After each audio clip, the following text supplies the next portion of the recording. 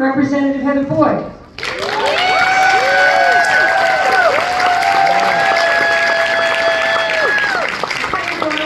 I have the pleasure to nominate my longtime friend, Vincent Rongione, as our Register of Wills candidate. I've known Vince for a decade. He's been my friend and my mentor. He helped me shift from being a history professor to a public servant. He taught me to hold to the values that brought you to the room, even when the people in the room don't agree with you and often don't like you. I can truly say that Vince is a public servant to his core. He could have done many things with his law degree from Villanova, but instead he dedicated his career and all of his free time to ensuring a better community and a better government for all of us in Delaware County. He's tenacious, loyal, values-driven, a problem solver, and a generally good-hearted person. When a person or a family may need to engage with the Register of Wills office, it's a complex and probably challenging time.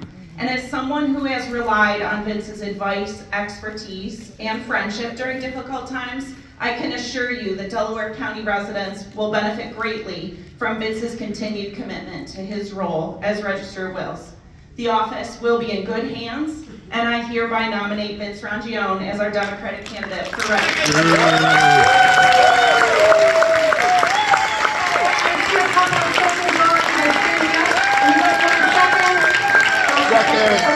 Any other nominations? Any other nominations? Any other nominations? Hearing no other nominations, we'll call the vote. All in favor of Vince Rongione for County Register of Wills, say aye. Aye. Any opposed? That motion carries. There you go.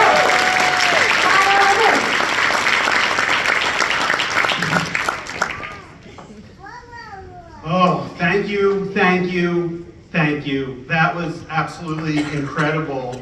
I wasn't fully prepared, so thank you so much, Heather. That was truly, truly touching, and I'm very honored, and I'm honored by the nomination.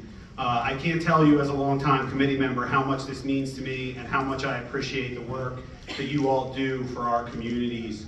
I'm incredibly grateful to our county council, having been appointed by a unanimous vote to serve this past year in office.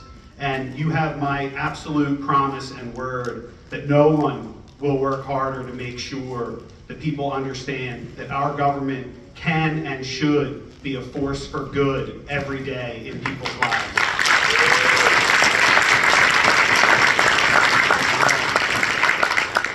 That is something that really I could not believe in more strongly, and something that guides me every day when I go to work in our office. If you know me, if you've followed my career at all, I've been a part of a lot of contentious political things.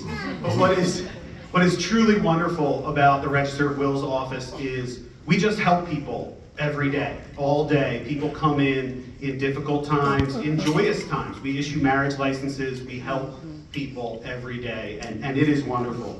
I do want to pivot, and I will be brief-ish, but yeah, we have a real crisis in our country right now, and we cannot shrink from this moment. And I'm just reminded, I want to do something that is part of the original ritual of this country. In 1776, when the Continental Army was pushed back out of New York and through New Jersey and backed up in Valley Forge, a man named Thomas Paine wrote a pamphlet called The American Crisis. And that pamphlet is as relevant today as it was 250 years ago, and it's only fitting that my nominator is a history professor. And that pamphlet was read throughout the colonies, and commanders were instructed to read it to their troops. And so I'm going to read it to you all now. These are the times that try men's souls. The summer soldier and the sunshine patriot will, in this crisis, shrink from the service of their country. But he that stands it now deserves the love and thanks of man and woman. Tyranny, like hell, is not easily conquered. Yet we have this consolation with us, that the harder the conflict, the more glorious the triumph. What we obtain too cheap, we esteem too lightly. It is dearness only that gives everything its value. Heaven knows how to put a proper price upon its goods. And it would be strange indeed if something so celestial as our freedom should not be highly rated. And these words were what inspired the Continental Army to push across the Delaware and win the Battle of Trenton and earn us our birthright, our freedom as Americans.